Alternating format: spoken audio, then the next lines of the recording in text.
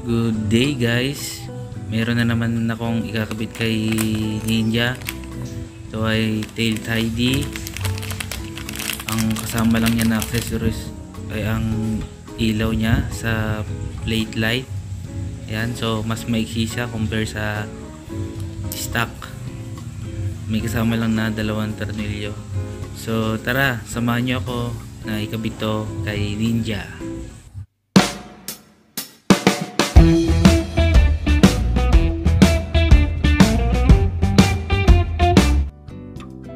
So yan, pag natanggal nyo yung upuan guys, may 2 pin.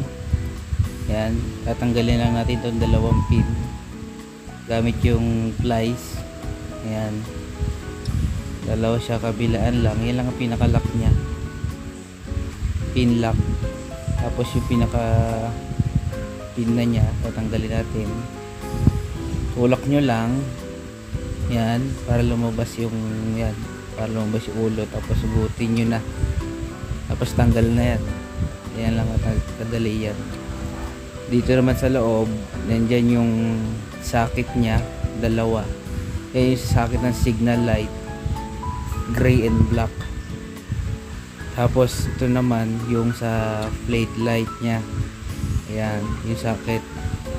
Kaya dito mahirap anuhin dahil socket siya, hindi kayo malilito rito. Ito naman yung kanyang brake light, di naman to gagalawin dito, hindi kayo maano dyan dahil di socket siya, kaya madali lang. So yan, natanggal na natin, gray and black sa signal light, tapos black naman yung sa plate light. Malaki yon kaya hindi kayo dyan malilito. 3 lang tatanggalin na socket, tapos 4 na tornilyo para matanggal siya. Ayan, tanggalin natin. Naluwagan ko na to para mas madaling tanggalin yung 4 na nya. Dito pala pagka maluwag na, alalayan nyo na kasi baka malaglag. Ayan, natanggal ko na yung 2 na lang, kinamay ko na. Ayan. Yan lang yung sa kanya, naghahawak para hindi malaglag yung sa nya, sa kabitan niya ng plaka. So yan, tinutulak ko na. Mayroon palang plastic nilagyan nila para hindi pumasok yung mga lupa-lupa o putik kapag umuulan pag ginagamit siya.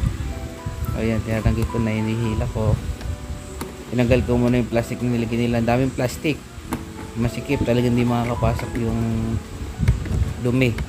So papalitan ko yan, lalagyan ko ng goma, ilalagay ko, hindi plastic. Kasi pag goma, mas madali siyang tanggalin kaysa ganyan na plastic. Parang hindi maganda pagka plastic na siningit-singit lang. Ang hindi maganda kapag lumawit. Ayan, natanggal ko na siya. Ito ang itsura nya kapag nabunot na. Ayan, madali lang naman. Ayan, yan siya. Bali, 3 socket lang. Ito pala signal light na to, hindi na yan yung stock. Dito para matanggal, gamitan tayo ng 14. Ayan. Sa mga nanonood pala sa video ko, nag-like tsaka nag-share, maraming salamat po sa inyo. Thank you sa inyo guys.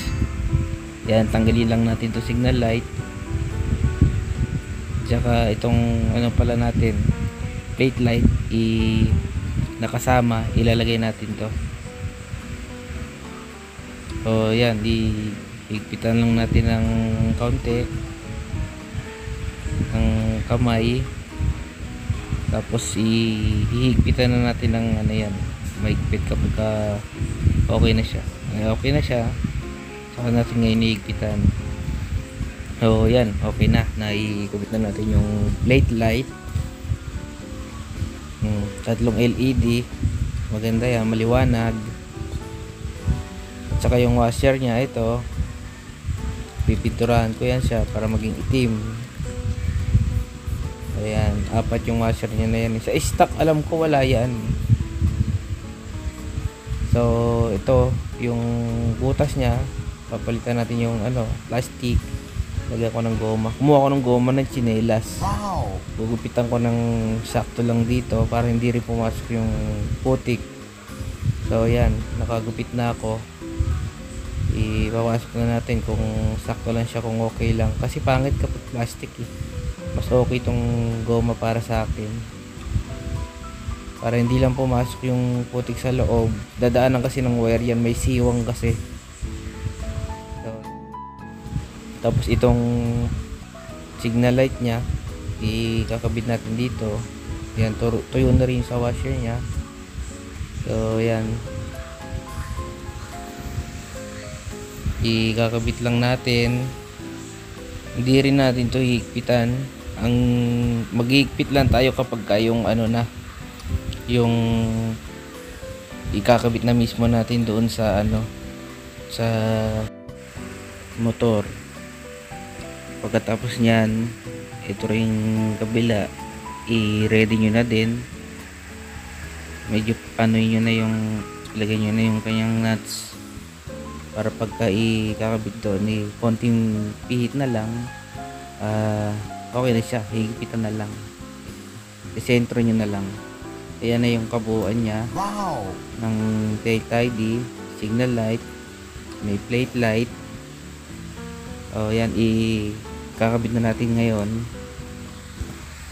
Ito nga palang yung bolt niya, bumili ako ng nuts kasi walang pangontra yung sa tail tidy. Doon kasi sa stock niya na meron nakalagay na meron na siya mismo kasama doon sa niya, sa plate holder niya, may kasama na may pangontra na doon, parang naka-welding na. Ito, bumili ko ng stainless para hindi kakalawangan pati yung washer. Ayan, ikakabit na natin. Ilagay muna natin yung niya, pakagatin lang muna natin sa isa, wag muna natin higpitan para madaling ipantay kasi apat yan eh.